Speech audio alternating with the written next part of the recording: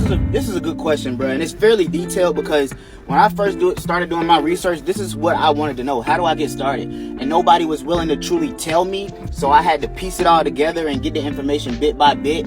But I will tell you, the very last thing I did was get my insurance in my vehicle. I called around lastly to get quotes, and then I was like, okay, this is how much it would be for this vehicle. I already had the VIN number, so that just helped me make it so much easier as far as prices right and quotes go.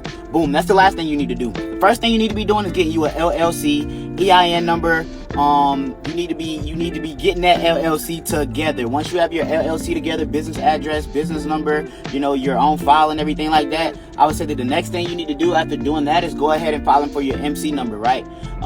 Go ahead and file for it. They'll let you know when you'll get it, but I'm pretty sure you'll get it right then and there. You just have to pay $300. The dot number, the DOT, is free. You just apply and it'll be like, hey, here's your dot number and your email. MC number, hey, you apply, then you pay $300. They'll send you that thing right to your email as well. But your MC will not be active until you get insurance.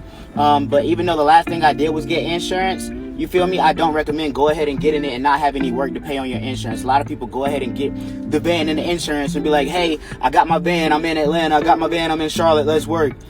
What? No, bro. The first thing I did was make sure I had work before I had the van. That's why I'm so prosperous right now. I did months worth of research.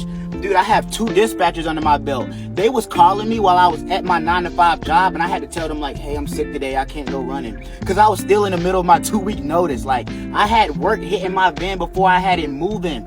I had the apps. I was sitting at my job, right? Watching Bungee Driver, watching Curry Driver, watching Roadie, watching Freight, watching U-Ship, and calculating at my desk how much money I could have made today if I would have took those gigs off of the apps. I was sitting at my desk calculating me making between $100 and $500 a day.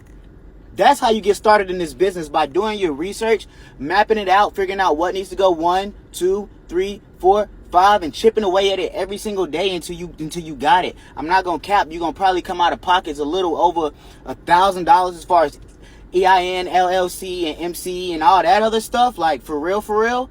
But separate, you're gonna also have to come up with some down payment for this cargo van as well, or a box truck, or whatever you want to do, But number one, do your research. Don't get started until you feel comfortable jumping out in here knowing that you're capable of doing it. Like for me, yes, it was uncomfortable. I was still at my job like, fuck, I'm finna take a huge risk, bro. I'm losing all of my benefits to you know what I'm saying? But at the end of the day, it was my calling. And when God sends you a sign, you have to be able to answer those signs. You have to be able to read those. A lot of people miss their opportunity because they're so stuck in these normal ways. All right.